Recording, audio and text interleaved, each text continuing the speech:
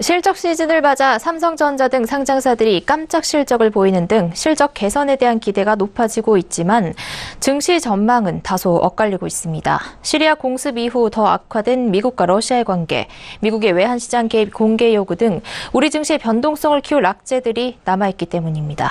김성훈 기자입니다. 오늘 코스피는 0.1% 상승한 2457.49에 마감됐고 코스닥 지수도 0.56% 오른 896.89로 장을 마쳤습니다. 지난 토요일 미국, 영국, 프랑스 동맹군의 시리아 공습으로 증시가 영향을 받을 것이라는 우려가 있었지만 본격적인 실적 시즌에 대한 기대감이 주가를 지킨 것으로 보입니다. 증권사들도 코스피 상장사 148곳의 영업이익 추정치를 연초에 비해 1.13% 상향 조정하는 등 실적 개선에 대한 기대를 나타냈습니다. 실제로 지난 6일 발표된 삼성전자의 1분기 영업이익은 시장의 예상보다 1조 원 이상 많은 15조 6천억 원에 달했고 LG전자의 영업이익도 시장 예상치를 2,300억 원 이상 넘어서며 1조 1,078억 원을 기록했습니다.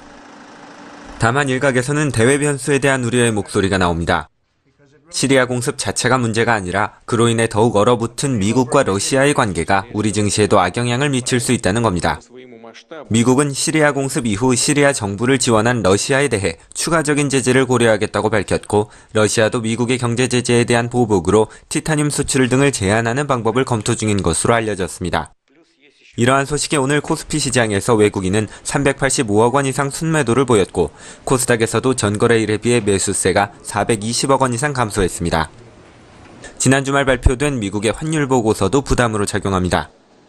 다행히 환율 조작국으로 지정되지는 않았지만 5차례 연속 관리 대상국으로 분류됐고 하반기 보고서 발표가 남아있는 만큼 아직 안심할 수는 없는 상황입니다.